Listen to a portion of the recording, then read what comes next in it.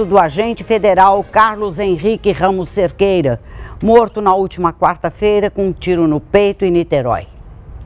O criminoso tem apenas 17 anos. Ele estava com a arma do crime e com a pistola que pertencia ao policial. O pior é saber que esse cara que matou um policial, pai de família, não vai ficar preso.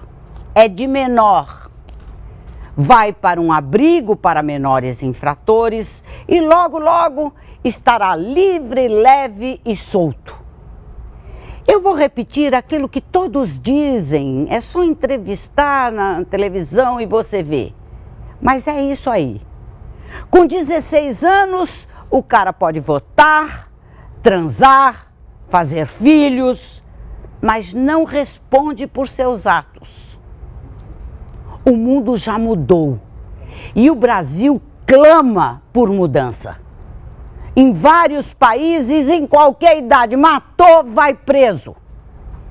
Na Escócia, um menor de 16 anos foi condenado à prisão perpétua porque matou a namorada. Na Espanha, a maioridade penal é aos 14 anos e na Inglaterra, aos 10. Essa é uma discussão que o Brasil vai ter que enfrentar. Chega de passar a mão na cabeça de jovens assassinos.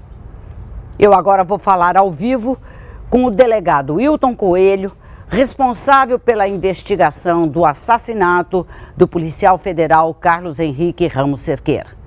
Delegado, boa tarde. Muito obrigada por sua presença no nosso programa. Delegado, conta pra gente como é que os senhores chegaram à prisão desse delinquente juvenil. Pois é, havia muitas informações de populares que não quiseram se identificar, que têm medo dessas pessoas. Esses jovens são traficantes daquela região de Niterói e eles se amedrontam, esses populares, mas, no entanto, as pessoas falam em off, comentam e prestam informações anônimas. E nós fomos juntando, fomos fazendo operações de pressão com o auxílio de outras forças, a Polícia Militar, com valoroso auxílio, a Polícia Civil, helicópteros da Polícia Civil, né? Fizemos várias incursões, muita pressão e a cada diligência dessa, mais informações apareciam. E eram 3 elementos, um deles menor. Os outros 2 estão sendo procurados, já foram identificados, seus nomes estão sendo mantidos em sigilo por uma questão de estratégia da investigação e logo chegaremos até eles. Mas é realmente revoltante a gente chegar à conclusão de que um menor que daqui a 3 meses fará 18 anos seja tão protegido numa situação de um crime como esse. Doutor Wilton, quem foi que prendeu esse menor? Foi a Polícia Federal ou a Polícia Civil? Não, o que ocorre é que na madrugada de ontem, de ontem de noite para a madrugada de hoje, eu solicitei o auxílio, as informações indicavam que ele estaria no Morro do Bumba e 3 policiais militares que foram apresentados pelo Major Coutinho, aqui do 12º Batalhão, se prontificaram a acompanhar a nossa equipe para nos guiar nos locais que nós ainda não conhecemos, para tentar localizar a casa onde ele estaria dormindo na madrugada de hoje. E num primeiro momento não o encontramos na casa do pai, conseguimos localizar no bairro do Igrejinha a casa da mãe, onde ele se encontrava, e a partir daí ele deu a localização das armas. A arma do crime é a arma do policial federal. Ele negou a princípio ou foi se abrindo logo que foi ouvido pelo senhor? Desculpe, não foi possível ouvir. Ele negou a autoria do crime em algum momento ou rapidinho confessou que tinha participado do crime? Não, negou veementemente, negou a existência de arma e alegou só saber que tinha ocorrido o crime pelos jornais, não é? E os apelos da mãe que sofre de deficiência visual, de diabetes, etc., com a presença dos policiais na casa, e por meio das evidências apresentadas a ele, pelo fato dele ser menor, ele foi convencido a dizer onde estavam as armas, porque a gente já tinha muitas testemunhas que apontavam esse elemento como o autor dos disparos que ocasionaram o óbito do APF Cerqueira. Agora, a mãe é deficiente visual a ponto de não poder saber que na sua casa tem arma ou tem qualquer coisa ilegal? Desculpe, foi impossível ouvir.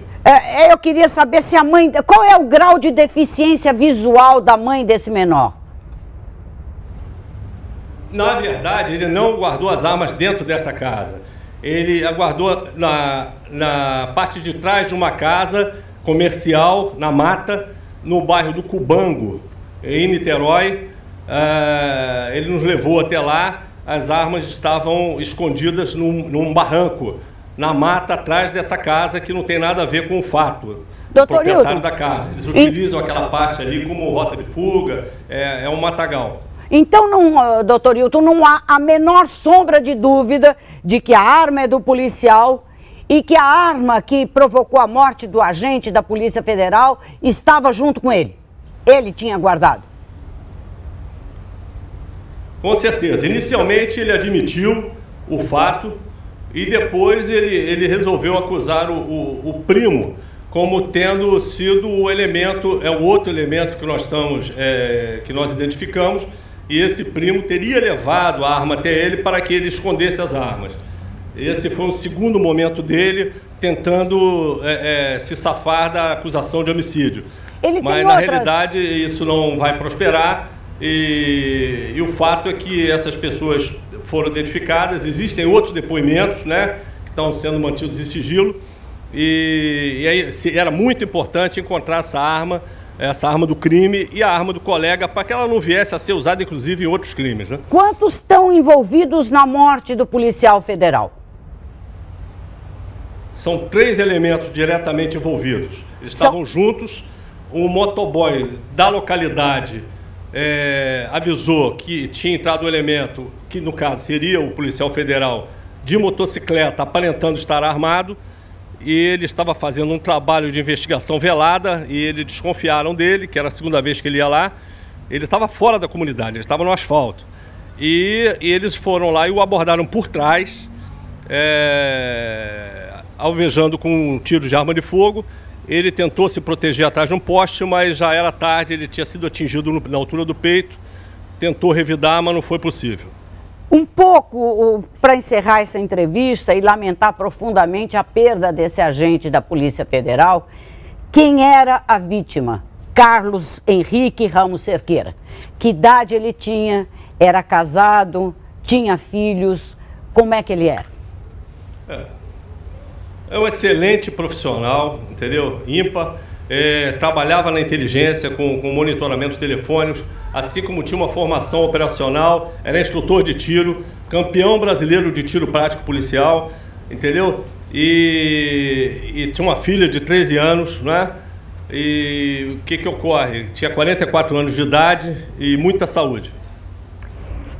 Doutor Hilton Coelho, obrigada por sua presença. Eu lamento essas mortes, assim, lamento profundamente. Eu não sei, eu tenho uma ligação. Muito obrigada, doutor Hilton.